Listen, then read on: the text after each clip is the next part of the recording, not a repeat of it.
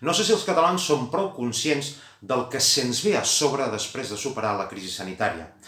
El terratrèmol econòmic i social serà brutal i formar part d'Espanya serà el pitjor negoci que mai no haurem pogut imaginar. Acabarem, si no ho evitem, pobres i espanyols, que és una desgràcia en tota regla.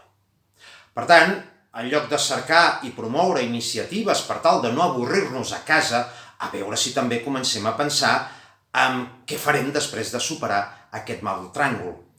Perquè no només s'han de promoure concerts o jocs en directe per les xarxes socials per entretenir-nos i parlar de si anirem o no a la platja o de si celebrarem o no la Revetlla de Sant Joan.